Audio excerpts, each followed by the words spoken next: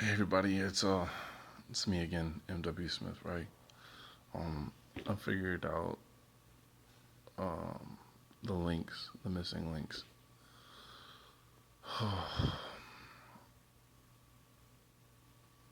So you all know I've been on that binge where I've been looking up a vagabond. Well, from a video that Styles by Nina, she was putting together and she had uploaded 2 days ago. Um, it was talking about the Indians in California and how they called them vegans. And I went to the online etymology and found out, vegan is the French term for vagabond. Vagabond comes from the word buffoon. And started looking into buffoon, and as I'm reading it, I noticed that the description of a buffoon is the exact same thing as a coon. Singing, dancing, lazy, all that other stuff, they called us. So I sat down and started looking into coon and just the different avenues where it would lead, and I found out that coons are the Aboriginals of Australia. If you were in Australia, you would call a black person a coon, but it was meant for the Aboriginal. Then I found out there's a cheese factory in Australia where they make coon cheese. So I still kept looking around and I found it. I found an article from a university that spoke about the racist aspects of this and how my assumptions were right.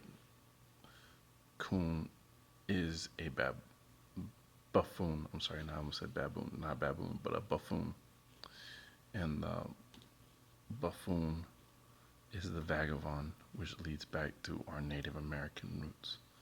So when the Spanish, when the French, when the invaders were here and they talk about um, vagabonds and vegans and lazy Indians, that was us. And through time, the names have changed. You know, this article speaks about how the group before, no, I'm sorry, the group that comes after, the generation of us that come after the whole labeling of coon was the Sambo, and it just connects everything back to one another. That's all I'm trying to say. I'm gonna leave everything that I found in the description box. So I know it's a touchy subject, but it was something that a guy explained to me. We were taught to uh, disvalue our inheritance, and it was through insults. It was through racial insults.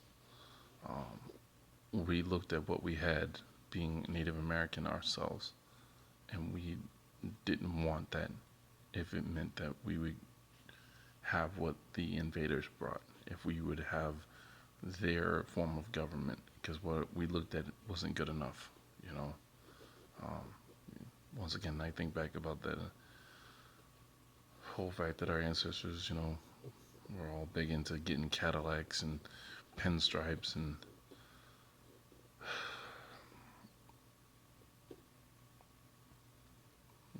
you almost see the whole change where we go from being who we were to wanting to be gangsters and thugs and stuff like that, and it just took us further and further away from who we really were. And now look at us. I seen a brother online the other day write that Beyonce is our queen, and she needs to speak out for us. And it's like, you don't get it. She's no queen to us, you know. We blew all that. Anyways, take care, everybody. And like I said, I'm going to leave everything in the description box. Have a good one.